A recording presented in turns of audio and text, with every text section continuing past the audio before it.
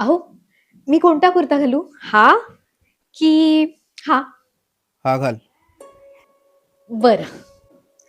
कानातले हे घालू की हे? घाल ते सिल्वरवाले घाल. हं. आणि ऐका ना, माझ्यावर कोणती लिपस्टिक छान दिसते, ही की ही? रश्मी, मी कामात आहे, दिसत नाहीये का तुला? मला दिसतंय ते. तुम्हाला काय वाटतं? माझ्यावर कोणता ड्रेस चांगला दिसेल, त्यावर कोणते कानातले जातील, कोणती लिपस्टिक लावली तर छान दिसेल हे मला कळत नाही का? मला हे सगळं चांगलंच कळतंय. पण मला तुमचं अटेन्शन हवंय. तुम्ही सतत कामात असता, माझ्यासाठी वेळच नाहीये तुमच्याकडे. रश्मी, मी एवढं काम आपल्यासाठीच करतोय ना.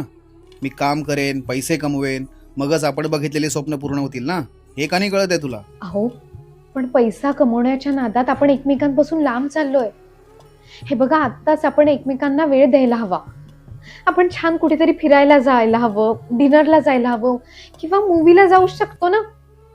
हे बघा, मी म्हणत नाही मला कुठल्या तरी महागड्या ठिकाणी घेऊन जा.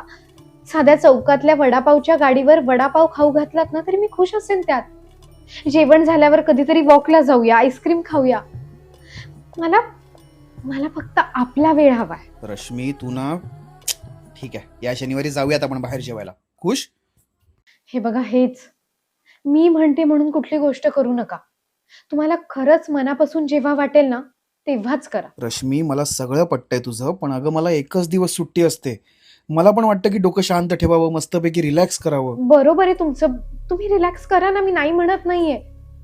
पण अहो, तुम्ही दिवसभर फोनमध्ये टाइमपास करत असता, त्यापेक्षा थोडा वेळ मला द्या.